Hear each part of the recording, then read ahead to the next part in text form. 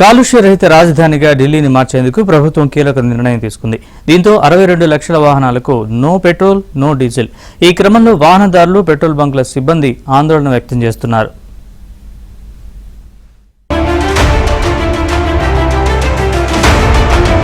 ఢిల్లీలోని స్థానిక కాలుష్య కారకాల్లో 51% వాహనాల నుంచే వెలువడుతోందని సిఎస్ఈ విశ్లేషణ.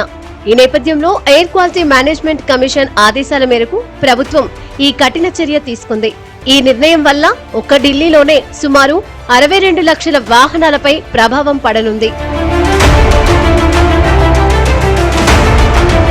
పాత వాహనాలకు ఇంధనం నింపడాన్ని పర్యవేక్షించడానికి, నిషేధించడానికి ఢిల్లీలోని 350 పెట్రోల్ పంపుల వద్ద ఒక ట్రాఫిక్ పోలీసుతో పాటు ఒక పోలీస్ అధికారి డ్యూటీ నిర్వహిస్తున్నారు. పాత వాహనాల గురించి స్క్రాప్ కు తీసుకెళ్లేందుకు ఎన్ఫోర్స్మెంట్ డ్రైవ్ సమయంలో శాంతి భద్రతలను కాపాడటానికి ప్రతి పెట్రోల్ పంపు వద్ద 2 అదనపు పోలీస్ సిబ్బందిని ఏర్పాటు చేశారు. జీవితాంతం నిలిచిపోయిన వాహనాలను ఆటోమేటిక్ నంబర్ ప్లేట్ రికగ్నిషన్ కెమెరాల ద్వారా గుర్తిస్తారు. వీటిని 498 పెట్రోల్ బంకుల్లో ఏర్పాటు చేశారు. 1 నుంచి 100 నంబర్ల ఇంధన స్టేషన్లలో ఢిల్లీ పోలీస్ సిబ్బందిని మోహరించనున్నారు.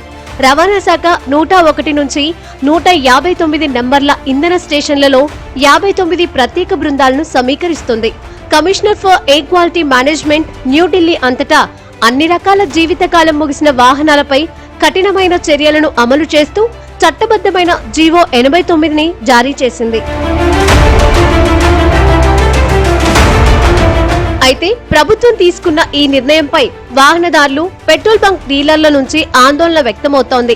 ఎలాంటి అవగాహన కల్పించకుండా, ట్రయల్ రన్ నిర్వహించకుండా ఇంత పెద్ద పథకాన్ని అమలు చేయడం సరికాదని డీలర్లు అంటున్నారు.